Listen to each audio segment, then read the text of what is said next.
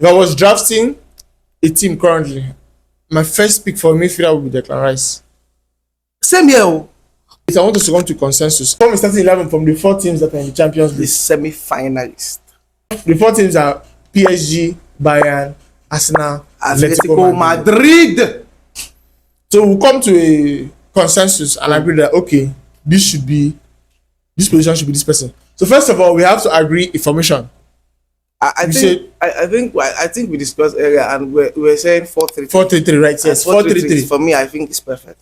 We agreed that 4-3-3 with 2 holding midfielders, 1 attacking midfielder, and 3 attackers, right? Yes. So without further ado, let us get into it. In the goalkeeping position, we know. Let's just give this thing. The truth of the matter is, we only 2 goalkeepers have a legit argument for this.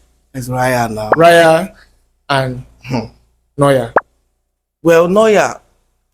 Those are the only 2 that you could have an argument for Neuer. Doesn't necessarily mean he's the one. Yeah, sure. But for me, I generally think it's Raya. Raya should be the starting goalkeeper. Do you know? I looked at that guy's the number of goals he considered. Is the save percentage. Man. Do you know? I was actually. I don't know if there's once you mentioned that off camera a few days ago, and when he said Raya, I was like, the first time you heard me on it, I was like, Raya. It's Arsenal fanatic again. Arsenal. I wanted to be like, you're becoming biased in this thing, though. But I came up to you with facts. But yeah, but when I saw the fact, I was like, bro, you couldn't believe it. Let's give it for him.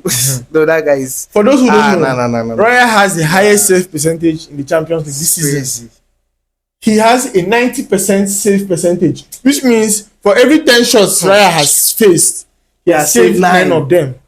That's what blew my mind. Like how? It blew 9 my of mind. them. Arsenal have considered 5 goals in the Champions League this season. 5, they are in the semi-final. And 2 of those goals came against Sky Almirats when Arsenal had already confirmed the first position. Okay. Which means that was the dead rubber game. They didn't really care. Right? If they cared, maybe they'd have defended well. More, yeah. So, which means they've only considered 3 legit goals in the Champions League this season. 3. This is the semi-final. They played 8 group stage games. They played 2 rounds of 16. The defense and played 2 quarterfinals. How many matches is that? That's 12 matches. I'm proud.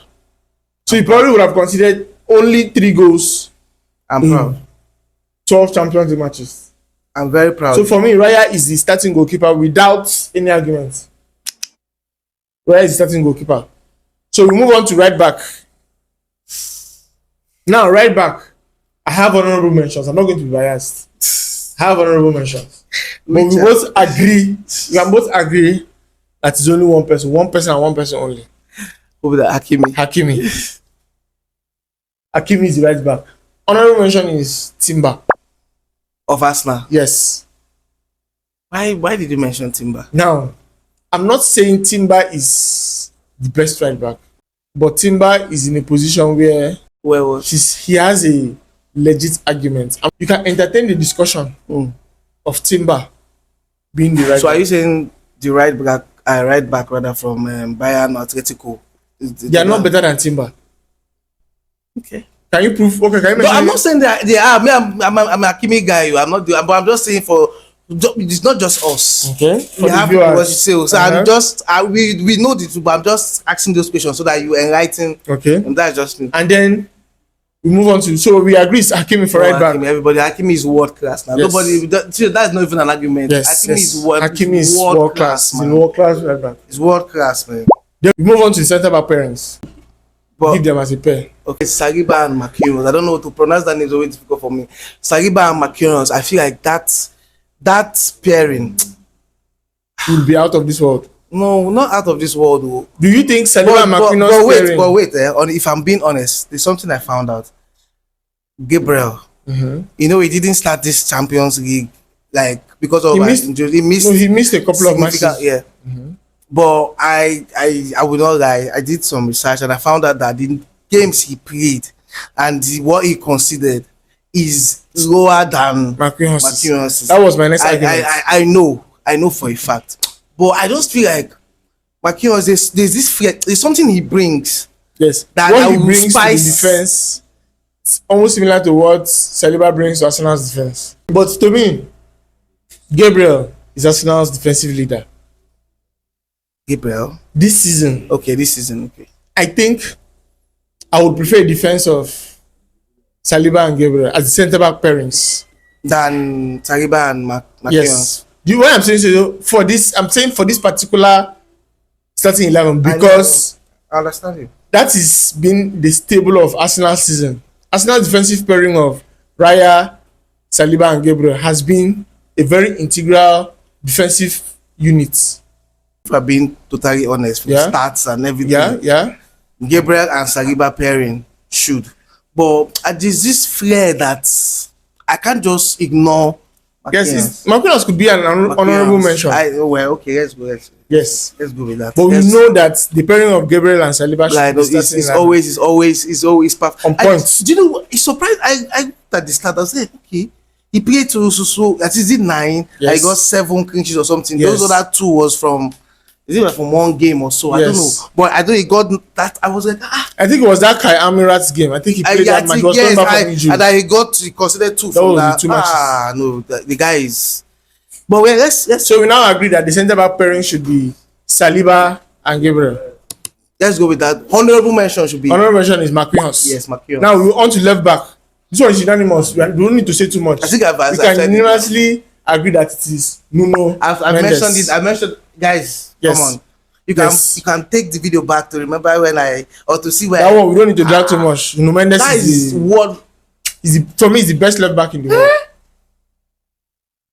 Nuno Mendes is the best left back in the world. So yes, left back in the world. Yes. Would you not agree? Well, who do you want to call your Cucurella? He's the best. I bet you're better than the Cucurella. We were talking of Cucurella. So I don't want to talk about Chelsea. I'll be emotional. I thought you were thinking about something, so you wanted to give me a. No, I was just doing a quick scan in case if we have honorable mentions more from other. We are now heading into the midfield. We agreed that it's going to be a 2-man holding midfield. Yeah. People coming in for me. My 2-man midfield is Declan Rice and Vitinha. No, yeah. Bam. No argument. So we agree. Vitinha. I thought maybe you would not mention Vitinha. I would have argued. See, this one. And I've argued till morning. No. I'm not a blind fan now. I'm not a. I know what I'm saying. I was just waiting for you to just sneak in. This Rice and Vitinha. Yes. So we agree now. We don't want to go into too much long. Down to the head of that midfield. Who is going to be the number 10? I feel like this is the only position that we have. So many. A few people you could consider. People that have legit arguments. We have Eze. We have Musiala from Bayern Munich. We have João Neves, even though he doesn't play as a 10. There's the option of bringing João Neves there. Then we have Griezmann that can also play there for Atlético Madrid. So we have a lot of people. We have Gnabry in Bayern. Gnabry, yes. Stuff. I consider a lot of people there, but at the end of the day, I could only come up with one answer. When I consider every metric available to me, I could only come up with one person, which was Jamal Musiala for me. Now I know he's just coming back from injury. Yes. But he's the only person that I could say has a very valid chance of starting ahead of Eze for me in that number 10 role of all the 4 teams. I consider what Eze brings to the table. I consider what Musiala brings. And Musiala is another very creative. Very, very creative. He's a runner. He's a person who uses the ball. Who plays with the ball on his feet. Yes. So his style of play unlocks a defense very, very well. It's actually very tight. Yes. He likes tight spaces. He will be a dream signing for Arsenal. So for me, I think the person who should play the number 10 role is Musiala. Eze should come in as substitute. Possibly. So would you agree? I agree with Musiala. I actually was thinking Eze, Musiala. Do you know? I didn't even consider Gnabry as a 10. Gnabry is yes, he's good. Yeah, he plays the number 10. Good. Yes, he plays as a number 10 too. Crazy good. I feel like those three. Initially it was 2. Yeah. But as you mentioned Gnabry, I was like, no, I can't just. That guy is too. Yeah. It's too much for me to just. So I think let's go with Musiala. Okay. Eze coming from the bench. Then honorable mention Gnabry. Okay. So we'll now go on to the right wing. And nobody should argue. That was no argument. It's Olise. Yes, we both agree that it's Michael Olise. No, it's Olise. If Barca or Barcelona was still in the competition, then maybe Rafinha. There have been an argument between Rafinha. Yamal and Olise. Yamal. That should have been that. It would have been it would have been an argument. I think the next easiest position to figure it out that has no debate at all is the centre forward. Hurricane. Who wants to? Who's No argument. Who's There's nobody shifting Hurricanes? Nobody. In PSG, we have Dembele. Yes, Dembele has an argument. Dembele is not play 9. He plays as a false 9. He has an argument. But Kane, still Hurricane. Kane every day. Still Hurricane. Kane every day. And the left wing, we have a little bit Diaz of competition. Diaz. We have Diaz. We have Varaskelia. We have Doué. Doué of PSG. Exactly.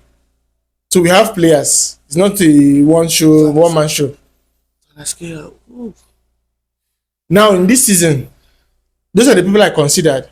I went through their statistics. I went through their performances. I was able to deduce and dissect and see who I think deep down. Who do I think should be the best left winger this season based on outputs, big moments, and consistency. And I was able to come up with Luis Diaz. Okay. Just because of the only thing that made me go with Luis Diaz is because of output.